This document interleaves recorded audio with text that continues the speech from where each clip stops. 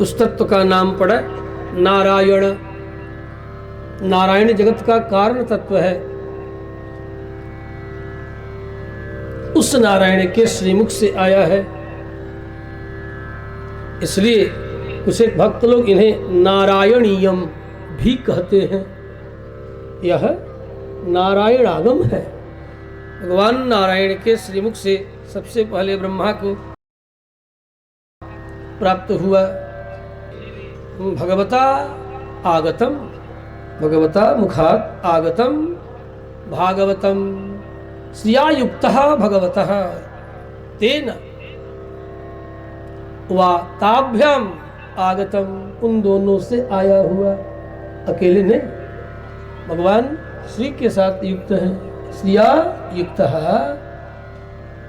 भगवान ताभ्याम आगतम श्रीमद् भागवतम, उनके द्वारा अर्थात श्री जी की सन्निधि में, पत्नी के सन्निधि में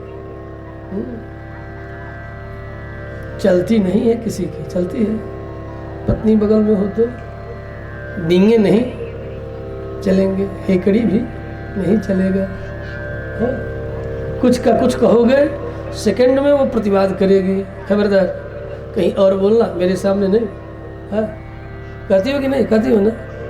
दुनिया में डींगे हाँक लेना और कुछ कह लेना, लेकिन मेरे सामने जरा सोच के बोला करो कि क्या बोल रहे हैं। कि ये भागवत कहाँ से आया? श्री जी की सन्निधि से, श्री जी की उपस्थिति में भगवान के श्रीमुख से आया। तो श्री जी अर्थात साक्षी हैं, गवाह है कि ये जो कुछ भी कह रहे हैं मैं उसकी गवाही दे रहा हूँ, गवाही दे रही हूँ। ये जो कुछ भी इनके मुख से निकला है सब ठीक ठीक है, सच सच है। ये जैसा कह रहे हैं मैं गवाही करती हूँ, वैसा करना पड़ेगा इन्हें। तो भागवत क्या कहता है? सद्य विश्व से आसु मुक्ति ही। भागवत की एक और महिमा है, यदि विश्वास है तो आसु नाम अस्मादेव देहात पातानंतरम, इसी शरीर के पात के बाद मुक्ति ही होगी, मोक्ष ही होगा, पात नहीं होगा। बार बार जन्म और मृत्यु के चक्र में जीव नहीं पड़ेगा। विश्व से चेत आसु मुक्ति ही, नहीं विश्व से चेत पात एव अत्र मध्यम गतिर्नास्ति। विश्वास बा राम जी चौबे जी, राम जी मिसिर, विश्वास यदि होके तब तो पक्का बा कि ए शरीर के बाद फिर मंगलों पर भगवान ना दी है, देवो करिए तो मुक्तात्मा बना करके अपने संगे संगे ले आई है, संगे संगे ले जाइए, अथवा कोनो जरूरी पड़ी तो कभी कभी बीचों में भेज दिए। वो मुक्त आत्मा लोग आई भगवान के काम करके पुनः चली जाई, उनकर कर्म के कोनो बंधन ना हुई, वो मुक्त आत्मा होते। भगवत संकल्प से जगत शरीर परिग्रह करने वाले मुक्त आत्मा होते हैं। चले तो गए, लेकिन कोई काम पड़ गया तो पुनः आ गए। जैसे जेलर जेल में आता जाता है, कैदी थोड़े हैं, कैदियों के देखभाल करने के लिए राजशासन के द्वारा जैसे कारागृह के रक्षक देखभाल करने वाले आते हैं जाते हैं, उसी तरह जो मुक्त आत्मा यहाँ से श्रीमद् भागवती कथा का आश्रय लेकर के मुक्त हो गया तो भगवत संकल्प से पुनश्च शरीर परिग्रहम परंच, लेकिन वे कर्म परतंत्र होकर के शरीर नहीं धारण करते हैं। भगवान के कृपा का पात्र बन वे जगत में आते हैं और जेल में पड़े हुए जीवों को पुनः समझाते हैं कि देखो बहुत बड़ा अपराध किया था, जेल भोग रहे हो ना, अब अपराध मत करना। जेल क्या है? जेल क्या है? ये ब्रह्मांड एक विशाल सत्तावरण से युक्त जेल है। जेल क्या है? पूरा ब्रह्मांड है। ये मत सोचना कि ब्रह्मादि जेल में नहीं है, वो लोग जेल में बा। मत चींटी से लेके आ ब्रह्मा तक आई ब्रह्मांड के जो परकोटा बा एगो दुगो नहीं के केहू फाली कूद के ना निकल सके। कि बड़ा बड़का भारी डाकू है, बड़ा बलवान है, हम चाहो तो कहीं से सेनमारी करके निकल जाए, संभव नहीं है। एगो दुगो परकोटा मन एगो दुगो चार दीवारी नहीं है, वो गोल गोल चार दीवारी या उल्टा चार दीवारी भी है, वैसे भी नहीं है, वैसे उल्टा चार दीवारी एकदम ऐसे। चार दीवारी के ऊपर चार दीवारी, चार दीवारी के ऊपर चार दीवारी, 7 गो चार दीवारी बा। सबसे निचला चार दीवारी तो ईटा पत्थर के, पृथ्वी के, ओकरा ऊपर पुनः पानी के, ओकरा ऊपर आग के, ओकरा ऊपर हवा के, हवा के बाद पुनः आकाश के चार दीवारी, आकाश के बाद पुनः अहंकार के चार दीवारी, अहंकार के बाद पुनः महान के चार दीवारी। इसको अंड कटाह कहते हैं। ये सप्तावरण, ये चार दीवारी। उस चार दीवारी के भीतर अनंत ग्रह नक्षत्र सूर्य चंद्रादि जो उस परमात्मा की इच्छा के अधीन अपने अपने धूरी पर धूल धूसरित हो रहे हैं, घूम रहे हैं। उनके इच्छा के बिना कुछ नहीं कर सकते। अणु मात्र भी विलंब किए बिना उनका काम दिन रात करना है। नहीं करोगे तो छिपाम में जस्म सुभा नाम आश्वी सेव योनिसु कहते हैं कि मैं तुम्हें तोड़ फोड़ के बराबर कर दूंगा। मेरा काम न करो तो चेतन हो चाहे अचेतन हो, सबको उनके अधीन ही काम करना है। एक क्षण एक अणु भी कोई विलंब नहीं कर सकता बंधुओं, ऐसा उनका अनुशासन है। तो यह उस एक तो चार दीवारी के भीतर पुनः कक्ष, भूलोक एक कक्ष है, चंद्रलोक एक कक्ष है, पितृलोक कक्ष है, सूर्यलोक कक्ष है, यहाँ तक कि ब्रह्मलोक पर्यंत, ब्रह्म मतलब ब्रह्मा के लोक पर्यंत भी कक्ष है। हाँ, ये जरूर है कि जनलोक तपलोक वीआईपी के लिए है, वीआईपी जो अपराधी हैं उनके लिए, लेकिन वहाँ भी अपराधी रहते हैं।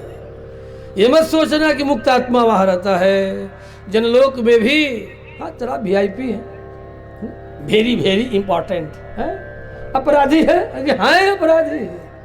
थोड़ा वहाँ सुख सुविधा अधिक है जनलोक में, तपलोक में, स्वर्ग आदि लोग। स्वर्ग में जाने का मतलब ये मत सोचना कि अपराधी हम नहीं, हमको स्वर्ग मिल गया। अरे हाँ, थोड़ा बढ़िया बढ़िया काम किया है तो स्वर्ग में जाकर थोड़ा सुख मिलेगा, लेकिन वहाँ भी कारागृह का एक कक्ष है, मुक्त नहीं हो, केवल थोड़ा सुख ज़्यादा है।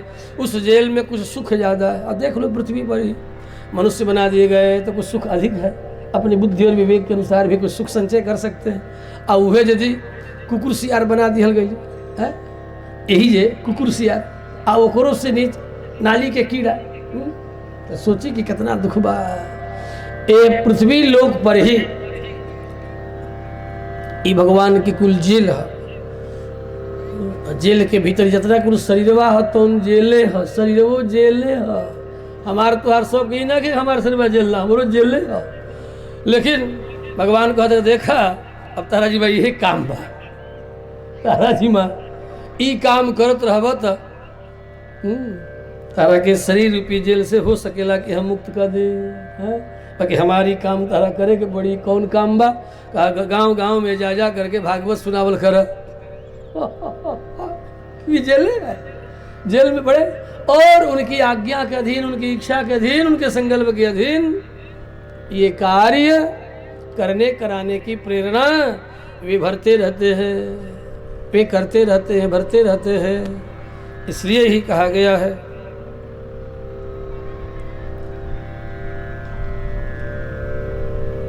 उमादार जोशित की नाई, सबही नचावत राम गोसाई।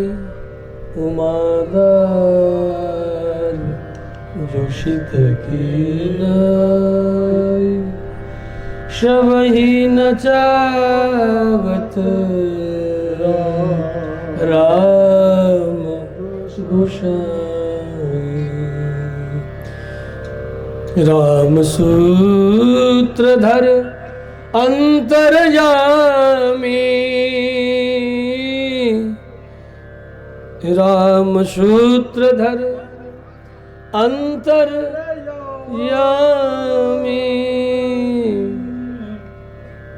राम सूत्रधर अंतर्यामी। सूत्रधर राम कहूँ या कृष्ण कहूँ, ये सब पर्याय है, अवतार भेद से पर्याय है, तत्व एक है, तत्व दो नहीं है। तो ऐसा यह श्रीमद्भागवत है जो भगवान के द्वारा जीवों पर कृपा करने के लिए, अपने स्वरूप और स्वभाव को बताने के लिए ब्रह्मा को प्राप्त हुआ। इसलिए श्रियायुक्तः भगवतः तस्मात् आगतः तम भागवतम, ऐसा यह श्रीमद्भागवत। पुनः ब्रह्मा से उनको प्रेरणा हुई कि आप जितने कारागृह में बंद हैं उन जीवों पर कृपा करने के लिए अपने मानस पुत्र देवर्षि नारद को इसे आप प्रदान कर दो। तो ब्रह्मा ने अपने पुत्र देवर्षि नारद को दे दिया। देवर्षि नारद को भी प्रेरणा हुई कि तू तो मेरा मन है, लोक लोकांतर शब्द शब्दांतर सबके मर्म को जानने वाले हो तुम।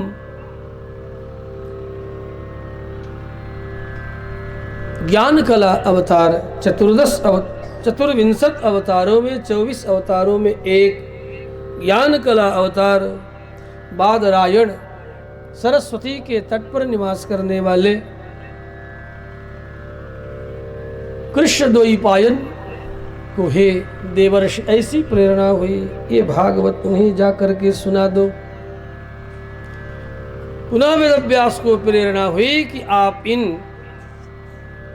इस भागवत की भी वृत्ति करो, व्याख्यान करो। इतना छोटा भागवत 4 श्लोकों का, ये सबको समझ में आने वाला नहीं है। 4 श्लोकों का भागवत, मात्र 4 श्लोकों का,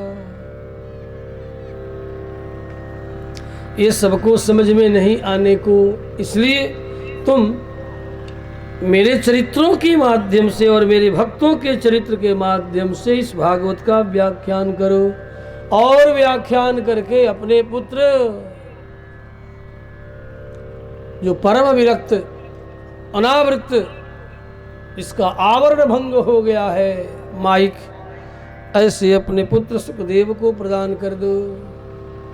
तो व्यास बाबा, व्यास जी, लोग कहते हैं कि ब्यासी में, यहाँ जो बगल में ब्यासी ग्राम है, वहाँ कभी व्यास जी का आश्रम था, इसलिए नाम पड़ गया ब्यासी। ऐसा यहाँ के किंवदंतियों में बातें शायद कही जाती है। और बलिया तो फिर बलि की राजधानी बलिया थी, है वो परंपरा में शुक्राचार्य जिनके प्रधान पुरोहित और प्रधान मंत्री भी थे। बलि के प्रधान पुरोहित भी हैं, गुरु भी हैं और मंत्री भी हैं, क्योंकि तब राजकुल में जो पुरोहित होते थे वही राजा के प्रधानमंत्री। उनकी आज्ञा के बिना, जैसे त्रेता में चक्रवर्ती नरेंद्र दशरथ के पुरोहित और गुरु भी वशिष्ठ सर्वोत्तम, जैसे आज राष्ट्रपति वैसे वशिष्ठ थे। हर परिस्थितियों में राज्य का संचालन करने का अधिकार उनको था। राजा की अनुपस्थिति में भी राज्य का संरक्षण कैसे हो, ये कार्य पुरोहित का था। पुरोहित का इतना अधिक सम्मान था, लेकिन दुर्भाग्य से आज कली के कोलाहल में आकंठ डूबा हुआ भारतवर्ष अपनी ही परंपरा और अपनी ही ज्ञान परंपरा को धीरे धीरे इन कुचक्रवादियों के कुचक्र में पड़ करके भूलता चला जा रहा है। इसलिए बंधुओं, सावधान, चेतना को जगाना होगा, अपने आप को संभालना होगा। अन्यथा जिन्हें धर्म कर्म से कोई मतलब नहीं, ऐसी राजसत्ता तुम्हें पता नहीं कहाँ लेकर के जाएगी। ये केवल स्वार्थी तत्वों का ढिढोरा है और ये कुछ नहीं है। इनसे न आत्मकल्याण होना है, न राष्ट्र का कल्याण होना है। जब भी राष्ट्र का कल्याण होगा और आत्मकल्याण होगा तो धर्म से होगा। और धर्म के तत्व को जानने वाले को ही कहते हैं, केवल चावल छींटने वाले को पुरोहित नहीं कहते हैं। और आगे वह हितम करो, जो आपका हित साधन निरंतर करने के लिए मात्र, ये मत सोचना कि बस 2-4 मंत्र याद कर लिया और समय पर पूजन करा दिया, हो गया, पुरोहित का कार्य समाप्त। नहीं, राष्ट्रे जागृयाम वयम पुरोहिता, ऐसी उद्घोषणा रही है, सदा मैं राष्ट्र को जगाता रहूंगा और स्वतः भी जगा रहूंगा। उत्तिष्ठत जागृत, उठो जागो, प्राप्य वरान्नि बोधत, और अपने श्रेय और प्रिय क्या है इसे सोचो समझो और जीवन में अपनाने की कोशिश करो। जिस राष्ट्र में धर्म का सम्मान नहीं और धर्म को धारण करने वाले लोगों का सम्मान नहीं, उस राष्ट्र का भविष्य नहीं होता। धर्म और संस्कृति से ही राष्ट्र का निर्माण होता है। राष्ट्र कोई हवा नहीं है, नदी पर्वत पहाड़ और तालाब और जमीन का टुकड़ा नहीं है। राष्ट्र तैयार होता है संस्कृति और संस्कार, संस्कृति और संस्कार धर्म से आता है। जो धर्म अन्योन्य आश्रित है, अन्योन्य है। इसलिए कहा राज्य से मूलम किम। देखो चाणक्य ने अपने सूत्र में दिया है, जरा मैं नीचे उतर के आता हूं, 2500 वर्ष पहले। राज्य से मूलम किम, राज्य का मूल क्या है? कहते हैं धर्म। राज्य का मूल धर्म है, और जिस राष्ट्र में धर्म की ही उपेक्षा कर दी गई, धर्म की ही उपेक्षा की गई, तो क्या बन गया आपका राष्ट्र? धर्म निरपेक्ष।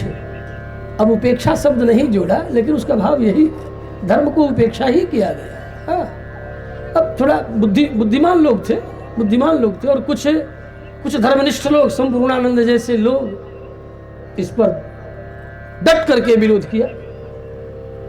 नहीं तो ये उपेक्षा ही जोड़ते, उपेक्षा शब्द ही आता, लेकिन शब्दों के जाल में उलझा करके कहा गया नहीं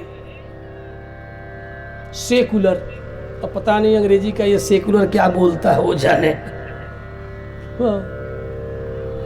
लेकिन वास्तव में क्या बना? धर्म को उपेक्षित करेंगे हम, धर्म से हमें कोई मतलब नहीं होगा। राज्य सत्ता चलाने के लिए, अरे दुष्टों, जब तूने भारत का विभाजन किया तो धर्म के नाम पर किया, तो फिर भारत को क्यों नहीं हिंदू राष्ट्र घोषित किया? कितना बड़ा अपराध किया। ये अपराधी नहीं है, भयंकर अपराधी हैं। इनके अपराधों को ढोते ढोते कितनी पीढ़ियां गुजर जाएगी, फिर भी निजात, फिर भी इससे मिलना बड़ा कठिन है, समाधान मिलना। इतना भयंकर अपराध किया है तुम्हारे सत्ता के पक्षधरों ने।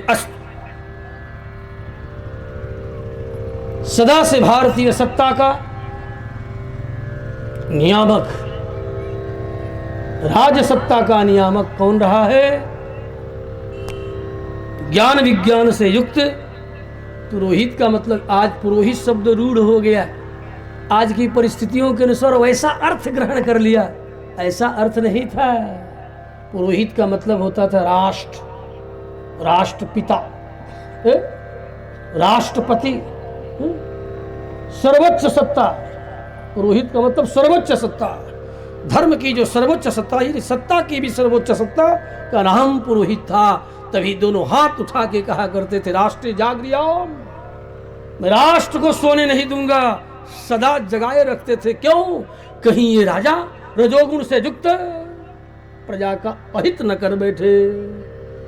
राजा पर भी नियंत्रण, धर्म दंडोस्मि, सिर के ऊपर दंड रख करके कहते थे चक्रवर्ती सम्राट के सिर पर कि बोल धर्म दंडोस्मि, मेरे सिर पर धर्म का दंड है और मैं स्वतंत्र नहीं हूं। धर्म दंड है, धर्म दंड है, धर्म दंड उनको दिया जाता था कि धर्म का दंड हमारे सिर पर है। और वह धर्म दंड किसके हाथों में होता था? पुरोहित के हाथ में होता था। ये थी भारतीय, ये थी व्यवस्था। और जिस व्यवस्था का परिणाम व्यक्ति इस प्रकृति से मुक्त होने का सूत्र ढूंढ लिया था। ये भारतीय मनीषा थी कि प्रकृति के बंधन में आवरण, इस जेल से मुक्त होने का सूत्र ढूंढा था। इस जेल से मुक्त होने का सूत्र क्या है? ये सदग्रंथ श्रीमद् भागवत। नामक सदग्रंथ, ये प्रकृति से, इस जेल से मुक्त होने का, सारी क्रियाओं, सारी व्यवस्था का अंतिम लक्ष्य था। कैसे इस प्रकृति के झंझटों से, बंधन से निकल करके बाहर